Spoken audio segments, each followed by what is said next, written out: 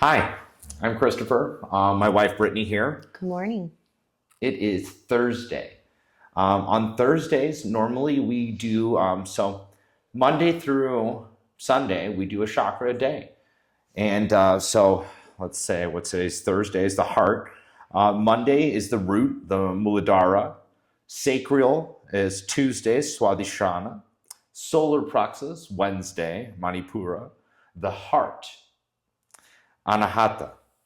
The throat, the Vishuddhi. The third eye, the Ajna. And the crown, the Sahasrara. These all vibrate different colors. They have different chants, and they totally do beautiful things when they're aligned. And, not such the best things when they're not. So it's beautiful to be able to pay attention to them. It's beautiful to really hone in on a chakra a day. Previously, my wife was gearing up to go to India. Where are you going?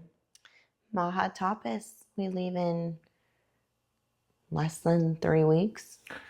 So our preparations for that is we do all 7 chakras. This is called Chakra Dhyana. I can't wait to share this with you guys. It is an advanced one for sure. It is, you really got to be able to sit and be present for 45 minutes, easy, 45 minutes straight, chanting. So with that said, after the class that she's going to be going through, the purification, the mind, the body, the soul, all of it, you then switch to a chakra a day. So we do the heart today. And so we're going to jump into that. We're new to this, so we're learning to operate our YouTube channel, but we're going to be doing our, what's it called? Birthing of an Awakened Child series. So my wife, what have you been through with the Oneness program? What programs have you done? I think I've done everything. What is everything? The beautiful state. We've been to multiple FOAs. What are the other ones that we do? I have pregnancy brain. You're doing great. We go to our oneness centers. We host our oneness centers and eventually collaborating in that a little more with Saha. Super excited about that. There's a third one, though, that we do. We go to the FOAs, which is Miami, LA, New York. We love to participate in those where you do the global summits, which is an online thing, and so it's very... There is one coming up. We'll get the dates for those. Yeah, we'll get that set up. So currently we are, we're actually going to be doing a little send-off in the next couple of dates. Those are some dates that we got coming up as well, too. A send-off. We have another amazing person that I got to go to India with. And now my wife will be finishing the journey with her. Super, just amazing. How I love the way they're chosen to go about their process. I had to dive in. And if I was getting in the water, this is what they said. We're all in the water. How many of us are laying down and it's fully submerging in? Some of us come in, I didn't want to get my hair wet, I didn't just get in. I started swimming down and playing in this water. And so I had no idea what was going on. I thought I knew what was going on. And as life happens and through the inside of our beautiful Mukti Gurus, Sri Krishna Ji, Sri Preeta Ji, this is the Haranya Garbha, it's changed my life. I'm not the man I was yesterday comparative to 5 years ago. If you would have told us that we were doing this 5 years ago, we would have both laughed at you. And so it's an honor. It is an honor. I love you. I love you, babe. So with no further ado, we're going to jump into our meditation. This is the Maha Tapas. Let's see. I go into the Breathing Room app. Really cool. I'll have a link down there for you. Breathing Room app. I personally type in Maha because I've gone through this. Anahata, because that's where we're at. And we will now. This meditation is designed to help you connect with the energy that will open your heart chakra, allow love and compassion to flow.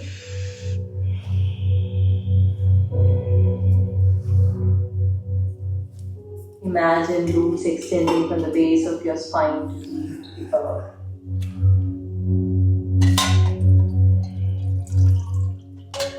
Visualize yourself connected to the earth like a sturdy tree with strong roots. Take a few moments to feel this grounding energy.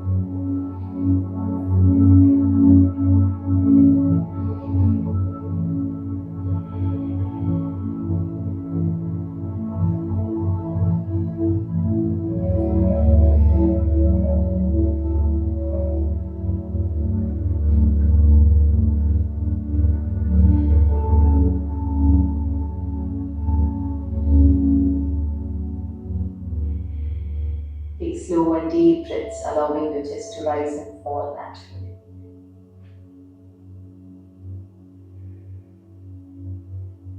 Inhale love, exhale any lingering tension or negativity.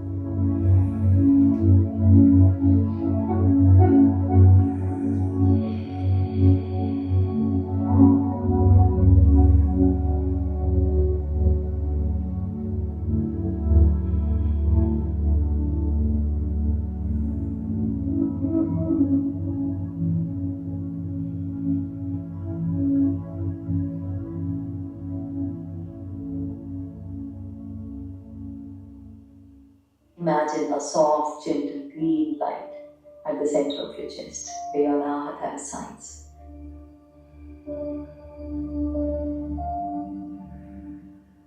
Visualize this green light growing brighter and expanding with each breath.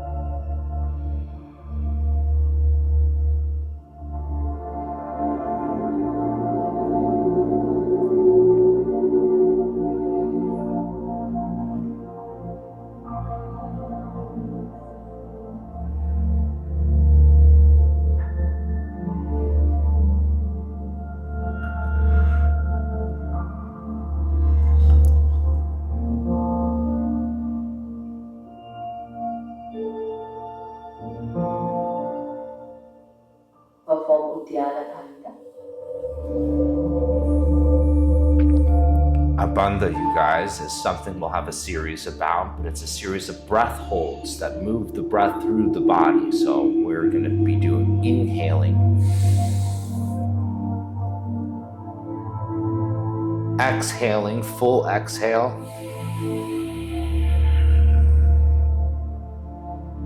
and hold.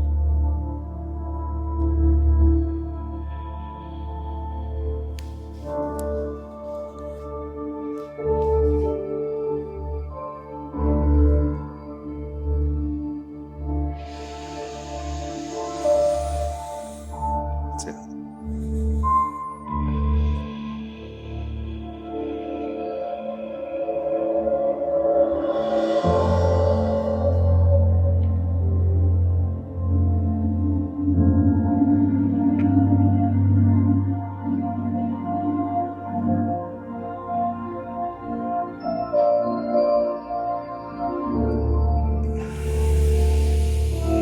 And I actually made that part up. You inhale 3/4 of the breath in, you hinge at the hips, bend and hold, and where you hold your breath until she tells us to stop. So inhale.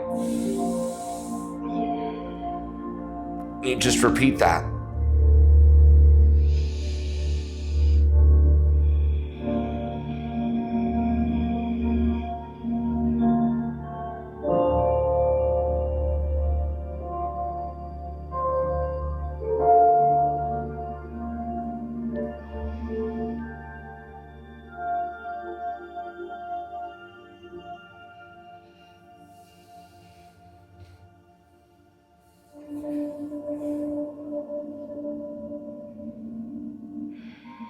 Relax.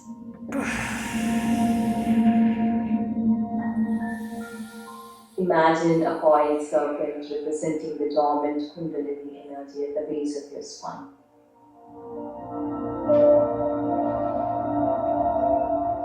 Visualize the serpent slowly and gracefully rising upward with each breath.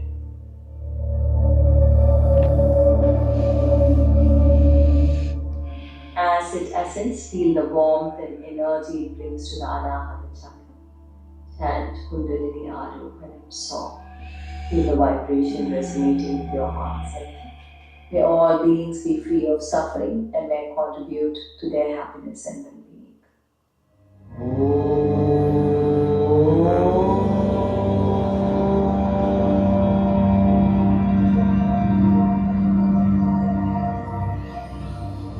Kundalini Aroharam.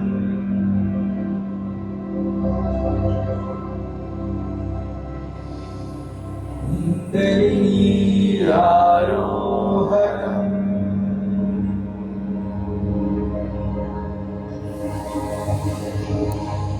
Kundalini Aroharam.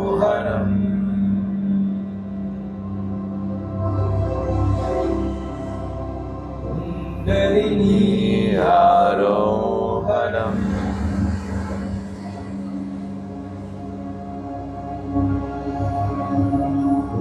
Kundalini Aroharam.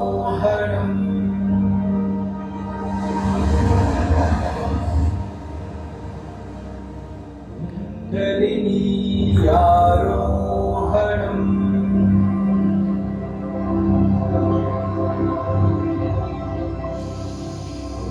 Kundalini Aroharam.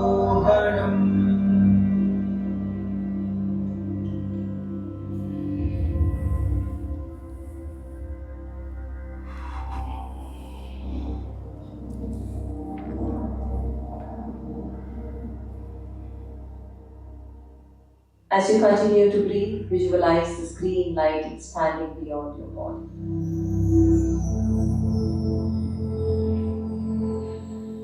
See a radiating love and compassion to all beings, like a ripple in a pond.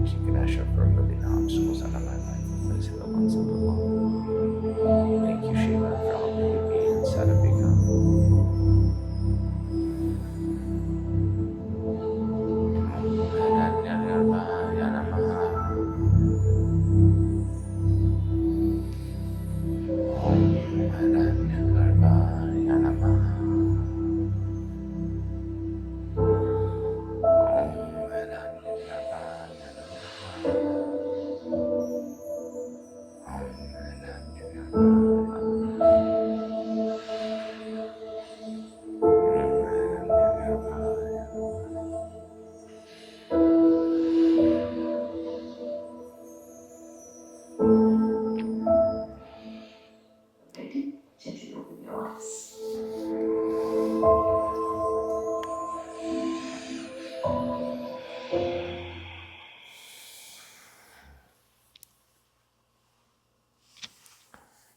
If I may, my love, Diksha, would you mind explaining what Diksha is? Diksha is the transfer of the Our energy. our energy, but it's like the transfer of like a beautiful state. So Sri Krishnaji, when he was a child, they come from an enlightened lineage. And in this enlightened lineage, he came to this state, and his father asked him, are you able to transfer that state? And then he started sharing that with the world. It is now a global phenomenon. And so you hold intention, whether it's for yourself or another, for a problem to be solved, whatever it might be, a blessing for something beautiful to come. It doesn't have to be a hands-on thing either, right? It doesn't have to be hands-on. It could be from a distance. It could be across the world. But some people see like crazy colors. Some people, Christopher, when he first had a Diksha, got scared and saw something demonic. He thought. It was I actually saw Shiva over there. I stood up. I guess if we're going into a story, I stood up. It's a good one if we're talking about what it is. This is Shiva. Shiva's like you could say a prophet. You know, he's a lord. He's the destroyer.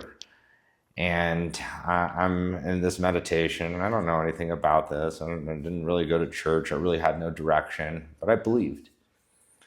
And so I'm in this field of awakening. The first one that I ever went to, I ran away. I got there. We pulled up, and the valet opened my door, and I thought, "You mother effer! Why would you open my door?" You know, I was just and I got out and ran away. Parked the car, left the kids. Downtown LA by myself. Okay. We didn't have the kids with us that time. No, not that time. And there was one time where we were at an event, and I felt like this was their first event. This was a e-live event, and they were both there speaking, and I just didn't feel like I was worthy enough to be in their presence. That I left saying, I'm an alcoholic, I'm a drug addict, I'm just no good. Again, downtown LA. Okay, and I ran away crying, screaming, crying, throwing the scene. Never went back in. Tried again, freaked out then. I actually went back in though. And it changed my life. So in the middle of this time, I'm meditating, and it's like day one, and we're doing our thing. And I open my eyes, and I get up, and I'm just like, well, this isn't for me. I'm not doing this. Whatever I just saw right now is obviously. It was after a Diksha. Obviously, we're praying to demons. Yeah. And they're like, keep in mind, I was, not my mom just passed. I was in a very dark place. I was into steroids. I thought I had to become Christopher Nimtz. I was becoming somebody. And so I explained they could see me getting ready to leave, and then, what are you doing? What's going on? Pull me aside, and I said, I